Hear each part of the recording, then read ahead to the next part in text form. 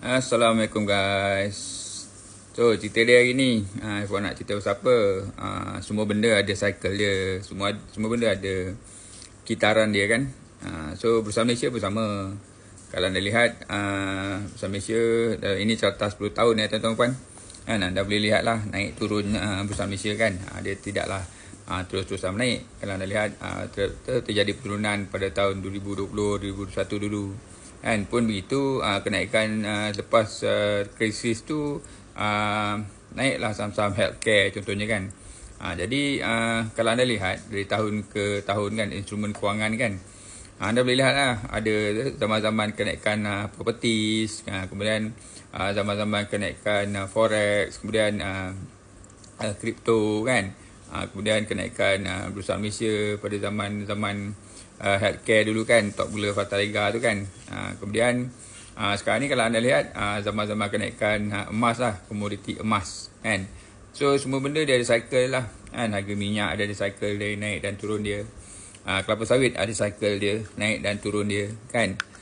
So cerita dia pasaran IPO pun ada naik dan turun dia. So sekarang ni pasaran IPO di Bursa Malaysia tengah menurun lah, dia tengah demam kan. Jadi buat kata pepatah orang putih kan, every dog has its days kan. Maknanya tiap-tiap anjing tu dia ada hari-hari dia lah kan. So dalam kes ni tuan-tuan mungkinlah pada ketika ini IPO tak cantik, pada ketika ini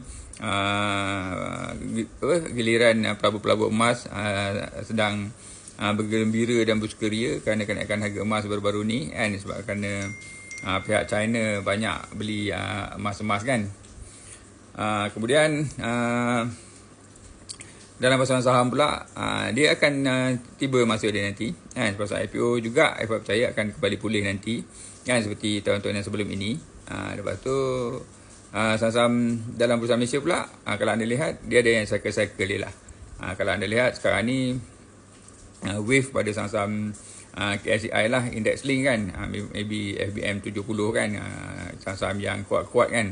Dan jangan risaulah, nanti adalah wave tema-tema yang akan disentuh dalam industri sektor-sektor yang tertentu kan. Mungkin saham glove mungkin boleh kembali naik kerana tarif teruk yang tinggi dikenakan pada syarikat glove Amerika kan.